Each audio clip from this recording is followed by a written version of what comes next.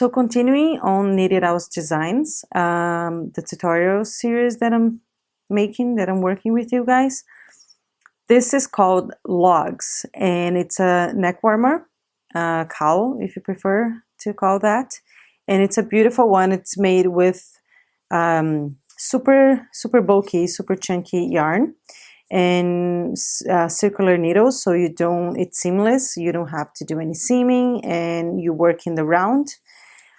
And this pattern here is available for purchase and download on my website, knittedout.com. You have the links and everything you need to go to the website and purchase and download that on the video description. Always check my video descriptions. There's always useful information there. So I'll be putting the link there. It's a very simple pattern to work. It's great for beginners, and it just looks amazing. So go to the website, download your pattern, purchase and download your pattern, and come back so we can begin the tutorial. Okay, so for this pattern, I have my yarn, my super bulky yarn, my circular needles here, and a stitch marker.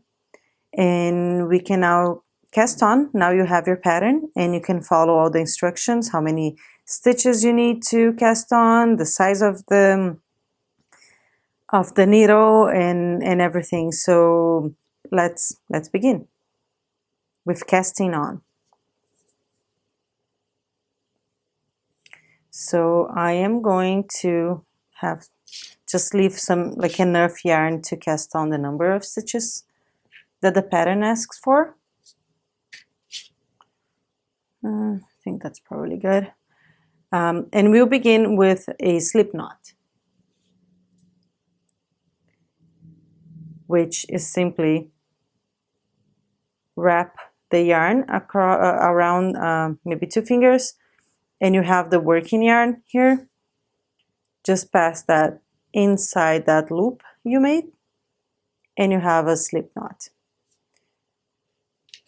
I'll get my circular needle here. And for casting on, I am using the Longtail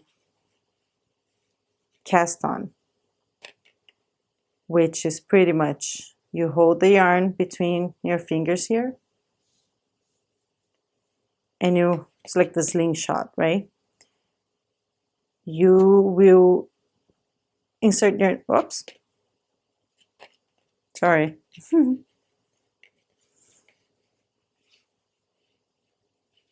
Under this string here, over the other string, and come in the middle. If you need a slower version of that method, I'll also put the link on the video description, and you can check that. Need some more yarn. So cast on the number of stitches that your pattern tells you to cast on, and come back for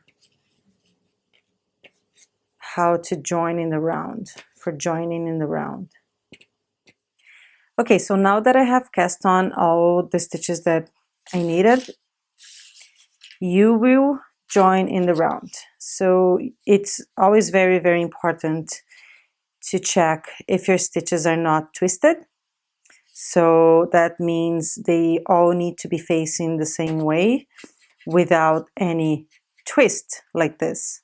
So just make sure they are all aligned and facing the same way, right? Facing.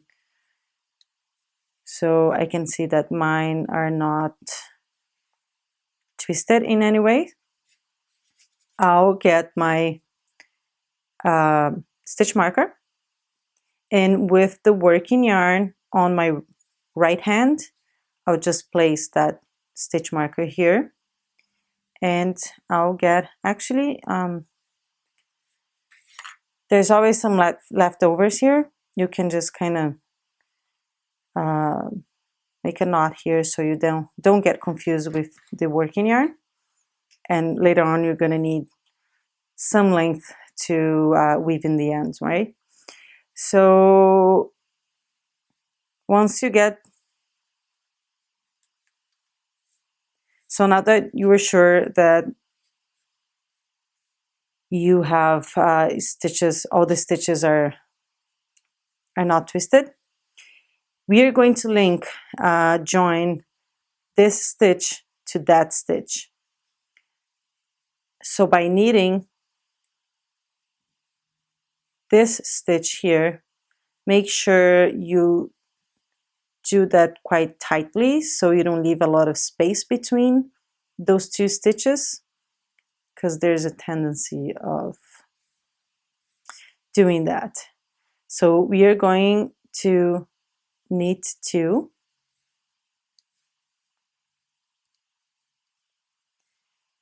and then because we are working on a ribbing pattern here, so you have a very nice ribbing. Whenever you switch from knitting knit stitch to purl stitch, it's always a very good idea with your finger to just, pull that stitch a bit further so you don't have a lot of space between the knit stitch and the purl stitch, so you don't have any weird looking stitch. The less space you have, the nicer your ribbing will look. So purl 2, and then when you switch from purl stitch to knit stitch, also just pull your yarn to the back here quite nicely, so you have, again, not a lot of space between the stitches. Knit 2 again, bring the yarn forward, bring the yarn to the front, purl 2 again, and that's pretty much the pattern, right? A 2x2 ribbing. You are going to work that pattern around and keep working that pattern. You're going to finish the round and begin again. Knit 2, purl 2, knit 2, purl 2 around, and work for as long as your pattern tells you to, or pretty much the length. If you want to work more, of course you can.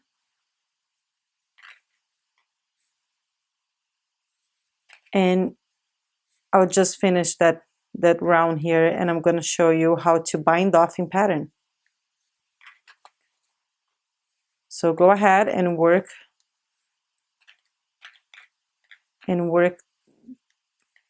for the length that it says on the pattern, and come back and we'll do the bind off in pattern together. Okay, so let's say that I am ready to bind off, and on this pattern we are binding off in pattern. So what that means is I will knit 2, and then with my left needle I am getting that first stitch here. Make sure you hold that one in place so it doesn't slip off, and I'll just pass that over that second stitch. So now I have a purl stitch. My next stitch is not a knit stitch anymore, it's a purl stitch. And that means, and what that means is that I'm going to bring my yarn forward and I'm going to purl that stitch, and again just bind off that other stitch.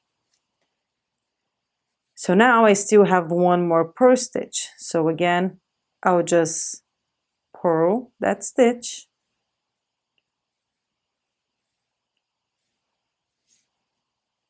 and I'll bind off. that other one. Oh, so now I have a knit stitch, and I'll just knit that stitch and bind off. So that's what it means to knitting pattern. You pretty much follow what the next stitch is. If you have a knit stitch, you're going to knit the stitch. If you have a purl stitch, you're going to purl that stitch, and you keep binding off.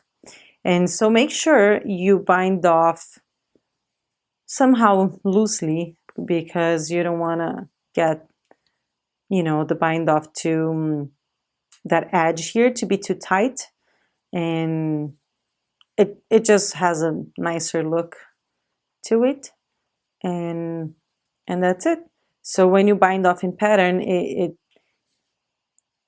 doesn't get like too straight here. It doesn't look weird. It kind of smooths, like it blends with the pattern. So it's a nicer way of binding off when you have patterns, specific patterns like ribbing. So that's it. You bind off everything, and I am going to show you how to weave in the ends. So bind off your whole project and come back for the finishing process.